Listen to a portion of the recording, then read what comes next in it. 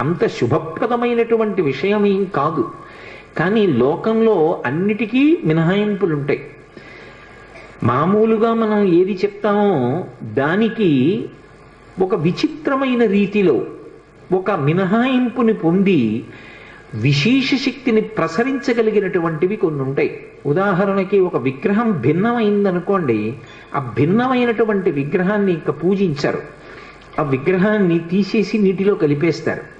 మరి విశాఖపట్నంలో కనక మహాలక్ష్మి అమ్మవారు ఒక చెయ్యి తెగిపోయి ఉంటుంది అమ్మవారికి.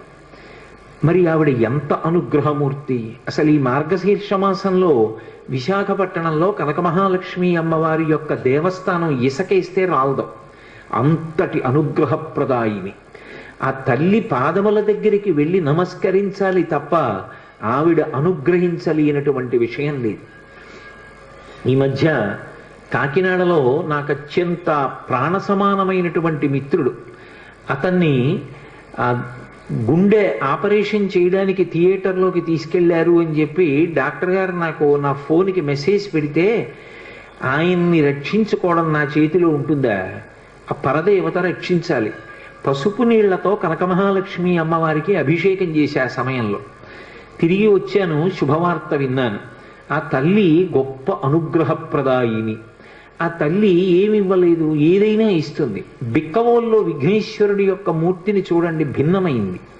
కానీ ఆయన ఎంతటి అనుగ్రహప్రదాత! అసలు నిజానికి విఘ్నేశ్వరుడి యొక్క దంతం భిన్నదంతం. ఆయన ఎంతటి అనుగ్రహప్రదాత! సామాన్య సిద్ధాంతాలకి మినహాయింపులు. అలాగే హనుమ పేరు కూడా వచ్చింది. కాదు, ఇందులో ఒక గొప్ప తత్వం, ఒకటి రహస్యం దాగి ఉంది.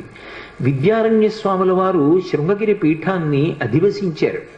అపరశంకర భగవత్పాదులు అని పిలుస్తారు ఆయన్ని. అంతటి మహాపురుషులు. అసలు విద్యారణ్య